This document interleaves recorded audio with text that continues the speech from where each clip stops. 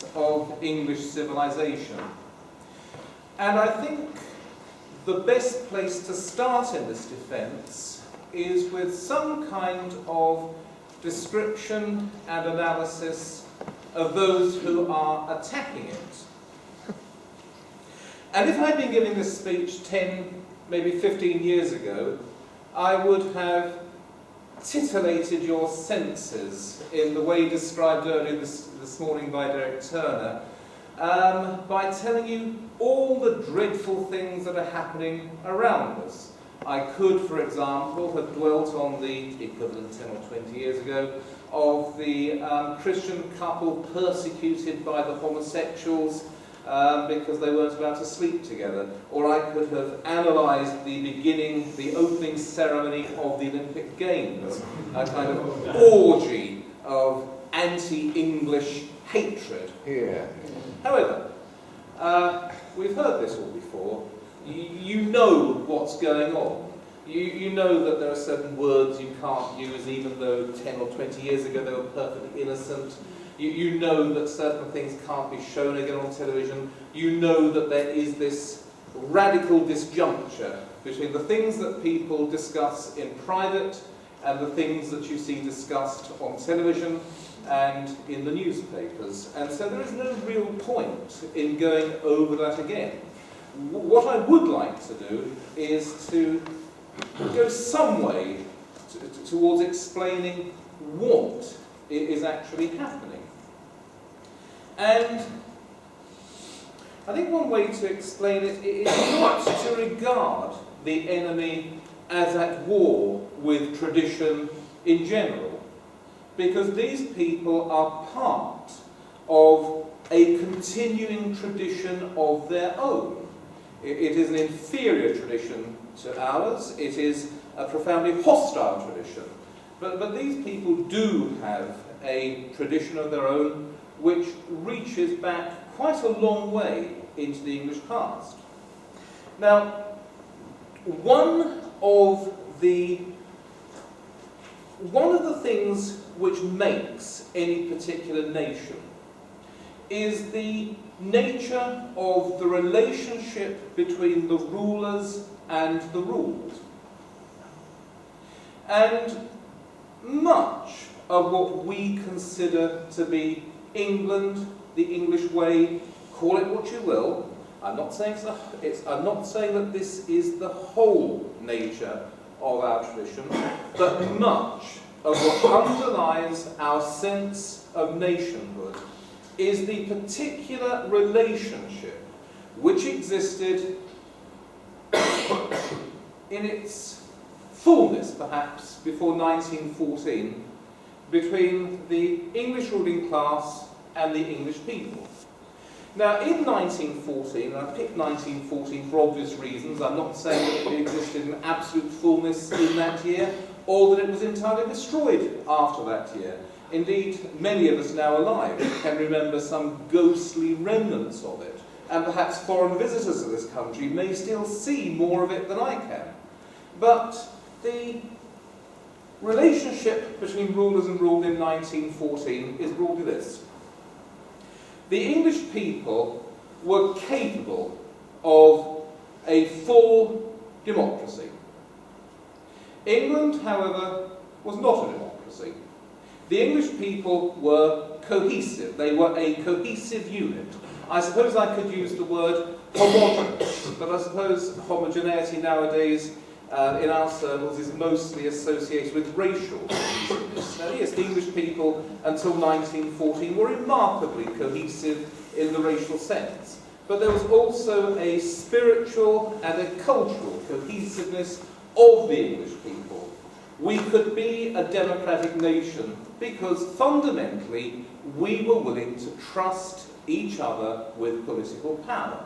If a liberal government took power and you were a conservative, you never for one moment expected that armed men would turn up to your house at 3 in the morning and shoot you to the back of the neck. It is not something that anyone considered possible.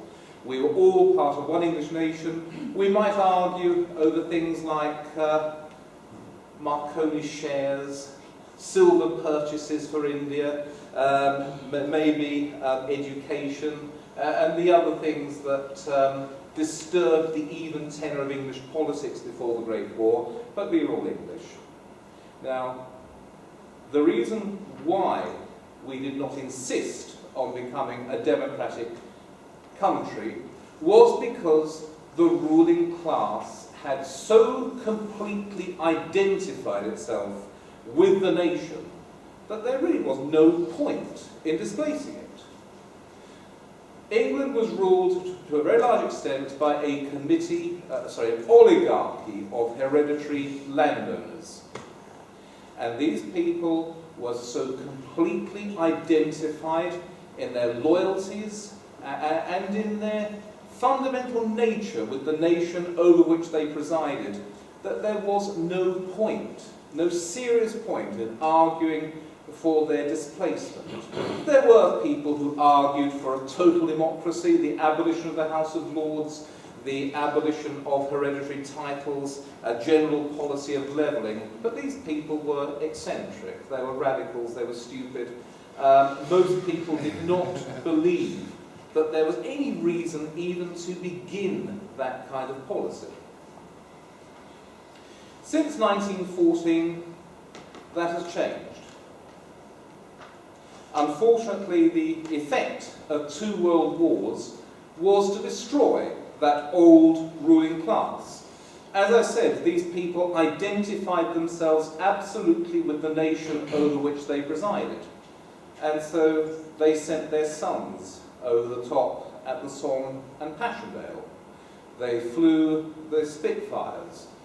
They were there as the officers getting their heads blown off in all sorts of battles all over the place. And because they were loyal citizens of their country, they paid the war taxes and they paid the other high taxes after and between the 2 world wars. They were weakened and they have now very largely disappeared. That does not, of course, mean that we are nowadays without a ruling class. We still do very much have a ruling class, but it is a ruling class of a different nature. You could describe the old ruling class as an oligarchy of those who owned the means of production, if we could take a Marxist term. What we now have is an oligarchy of those who control the means of production. There is a very big difference between the 2 kinds of domination. Those who own have a long-term interest in the well-being of what they own. Yes. Those who control have an entirely short-term perspective. And they do not identify themselves as totally with the nation as those whom they have replaced. It is not the case that something changed fundamentally in May 1997 or in May 1979. It is a slow process of replacement. And unlike in America, where people talk of a replacement ruling class, in many cases in this country, those who rule the country today are genetically related to those who ruled the country 100 years ago. The name Toynbee is big today, and it was big 100 years ago. David Cameron, his family hardly came out of nowhere all of a sudden, did they? But it has been an unfolding development. And what we have reached so far with the relationship between rulers and ruled is this. The rulers of this country do not wish to be closely identified with the nation. What they have been busy doing for the past few generations, and there have been failed projects and withdrawals and then big pushes forward and changes of mind all along the way, but what they have been working to do is to give the illusion of moving power upwards from fully democratic representative institutions to unrepresentative and often invisible multinational organizations. Political globalization The European Union is only the most visible and the most notorious example of this. But there are many other things we've never heard of perhaps. I can remember Codex Alimentarius, the World Trade Organization, probably the International Postal Union. If you read the constitution of that, it may be a far more sinister body than what I imagine it to be, which is just delivering letters from one country to another. I don't know.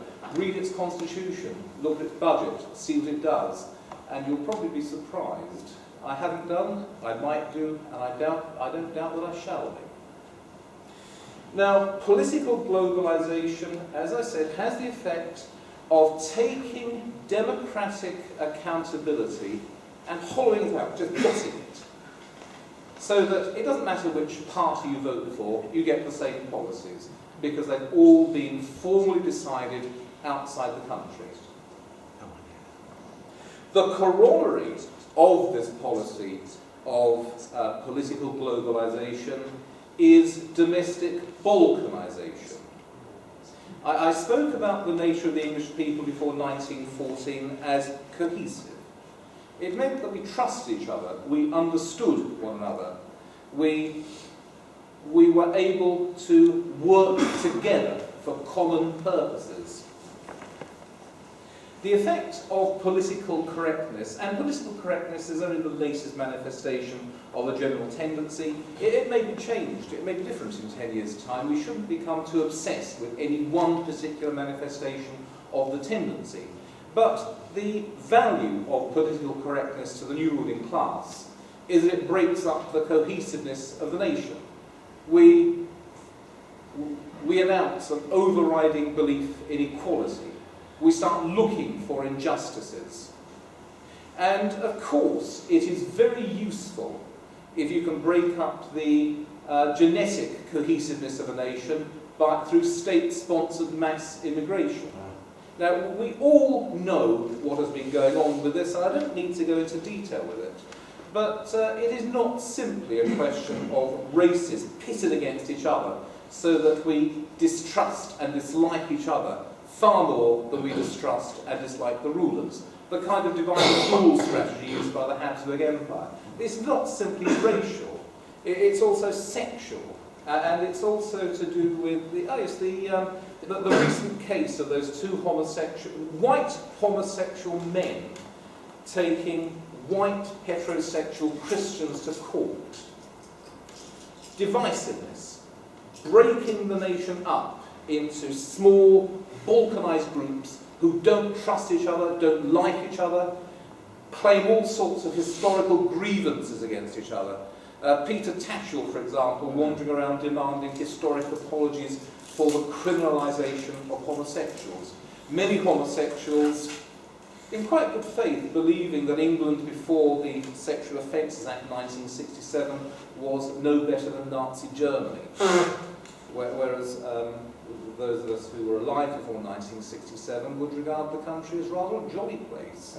Indeed, I do have rather elderly homosexual friends who regard England in the 1950s as a wonderful place, where so long as you were not grossly unlucky, the police left you alone, because that was the kind of place that England was. What is the end? What is the likely end of this process of political globalization and domestic balkanization?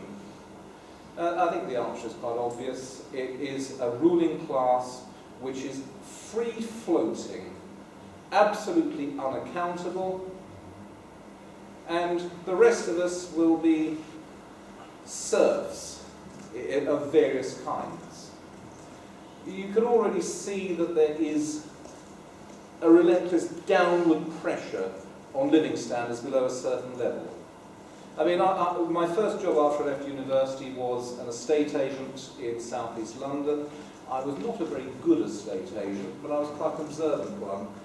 And what I noticed was that in 1983, a bus driver, whose wife did not go out to work, was able to buy a 3-bedroom semi-detached house in Charlton. Well, I sold a flat in Charlton a number of years ago, a damp, basement flat with 2 bedrooms, not a big one, 150-yard garden, all the rest of it, £230,000. And since then it's gone up and up and up and up. And it's reached the point now where a bus driver whose wife does not go out to work cannot buy a house in London, cannot buy a house in the southeast of England, and for all I know, cannot buy a house anywhere in England. Yeah. And the fact that you are able to afford 42-inch flat-screen television sets with Dolby stereo and 3D vision does not compensate for the fact that you are not able to buy a house in which you and your wife can bring up 2 or 3 children in the way that our parents or grandparents did.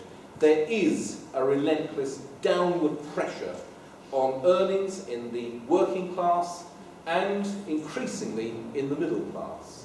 We are being impoverished in the economic sense. We are being impoverished in the cultural sense.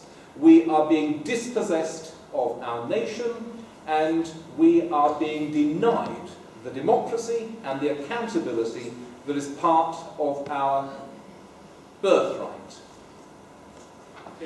And so what are we going to do about it? How much time do I have? Okay, I'll carry on, you shut me up. No, don't stop. The answer is not another reforming government. It's not another Margaret Thatcher. It's not a campaign against political correctness in the public services. It is not what the Marxists would call reformism. This is a fundamental problem in our country. It is a fundamental attack on the English people. And the only response, the only defence of our nation is a fundamental defence. Don't ask me, I'm very long on some things but short on this, don't ask me how a government of Conservatives will take power in this country. And when I say a government of Conservatives, I most emphatically do not mean a Conservative government. We've seen those. We've seen more of those than perhaps we'd like to. Don't ask me how a government of Conservatives might come to power in this country, but what should a government of Conservatives do to give us back our country? And the answer is, as Marx said in 1870, that's Marx in 1870, he advised the communists in Paris to do this: to move as quickly as possible, perhaps within 2 weeks, to destroy all the institutional framework of the bourgeois state, because only by this act of destruction would it be possible for communism to be imposed in France. And we may all hold our hands up in pious horror at any mention of the name and the teachings of Karl Marx. But the thing about Karl Marx is that he spent a lot of his life thinking about revolutions and how to do a revolution, and I think we can learn 1 or 2 things from him. Don't look to Marx for how to raise productivity in the agricultural sector. But if you want to seize power and keep it, there are little gems scattered through the works of Karl Marx that are well worth our study. And so if a government of Conservatives takes power, you smash the ruling class. And it is quite easy to do because most of the ruling class and most of its institutional base is in the public sector. You shut down the BBC.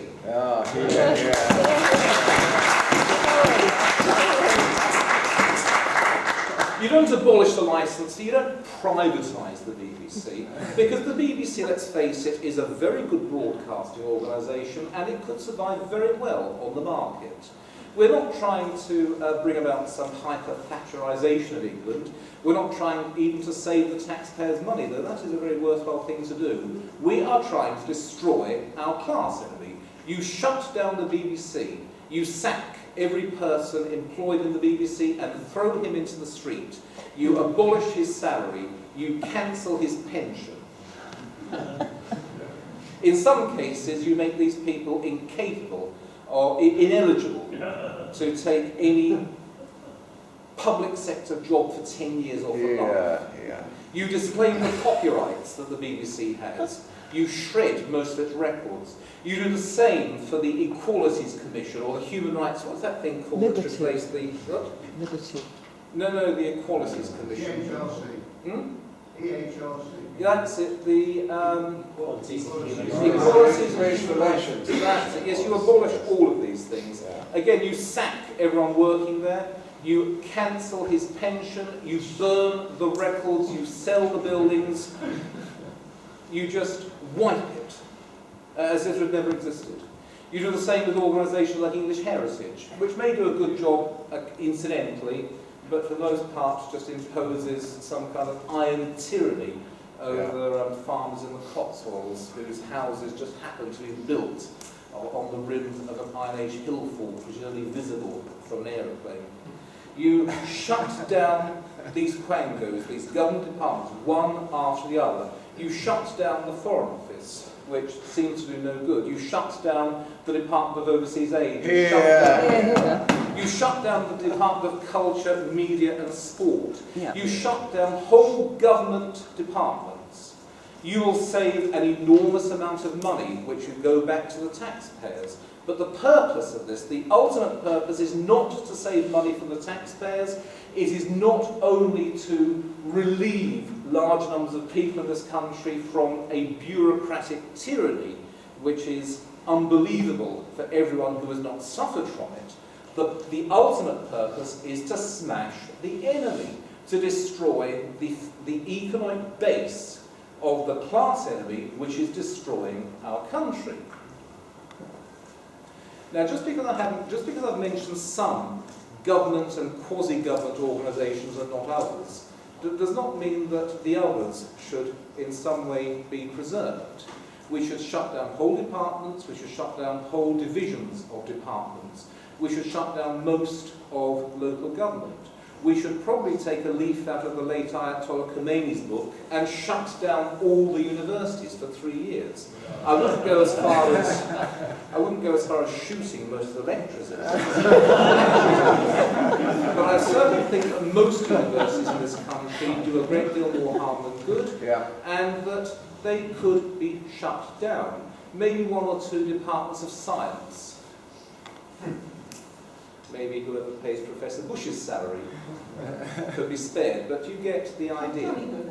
The purpose, as I said, is to disestablish the enemy in the same way as Henry VIII achieved the English Reformation, not really by changes in church doctrine, but by shutting down the monasteries, by closing them, by closing down the monasteries, kicking the monks into the street or the field, and handing the land around his friends. That was the English Reformation. Any changes of doctrine, the prayer book, the new translations of the Bible, and all the rest of it, that was really window dressing. The English Reformation was the dissolution of the monasteries. Equally, the English Revolution of the 1640s was the shutting down of the entire Tudor administrative state. All of the councils, the Council of the North, the Court of Star Chamber, all of these organisations through which the later Tudor and early Stuart kings had quite effectively ruled England were destroyed. An entire body of civil servants was disestablished. And for the next few centuries, England had to be ruled by consent through the common law. And what I'm proposing for a government of Conservatives is something broadly similar. And our attack should not simply be concentrated on those institutions in the formal state sector. There are many institutions which exist formally in the private sector, which should also be destroyed. Joseph Rowntree. Yes. Most charities should be disestablished because they are not charities, they are simply political campaigning groups. And then, of course, there is the role of big business. Now, I don't have time to discuss all that I think about big business, Undoubtedly, organisations like British Petroleum, Tesco, ICI and so on create a great deal of wealth. They are wealth-making organisations which are successful within a reasonably free market. They are at the same time, however, state-privileged trading bodies.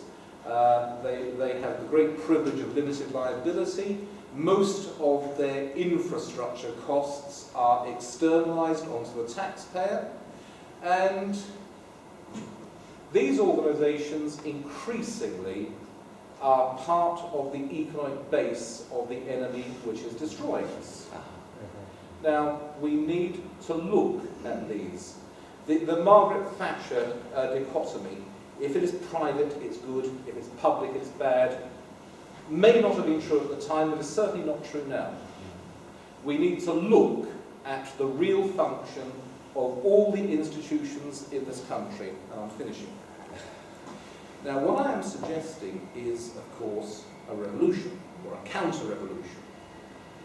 And alongside this, we need to think very hard about what parts of our historic constitution can be rescued, what parts can be brought back from oblivion, and what parts must be allowed to fall to dust. I could be very controversial in my suggestions on this, but I've run out of time. Equally, I do appreciate that when a man is suggesting revolutionary change, he has before him, in a magnified form, the ills of the country in which he lives. It is only afterwards that he appreciates that these ills were perhaps inevitable. They were perhaps bound up with much good that the revolution has thereby destroyed. And so I do believe that we are facing an existential crisis in this country.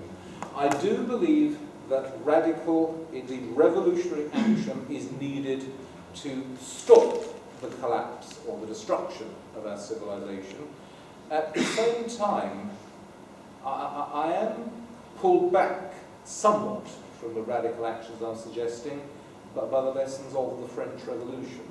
Once you destroy an existing order of things, of course you'll destroy a great deal of evil. You may also destroy a great deal of good, and you may bring about a great deal more evil than you have destroyed. I believe that this would not be the case with my restoring revolution. At the same time, I am open-minded enough to believe that I am perhaps a ranting demagogue crying for the moon, and that wiser heads should look at my suggestions before making them part of the manifesto of any great party. But with those words, I will thank you for your indulgence, and again thank the Traditional Britain Group and the Quarterly Review for having had the goodness to bring me here to speak to you on this fine Saturday afternoon. Thank you.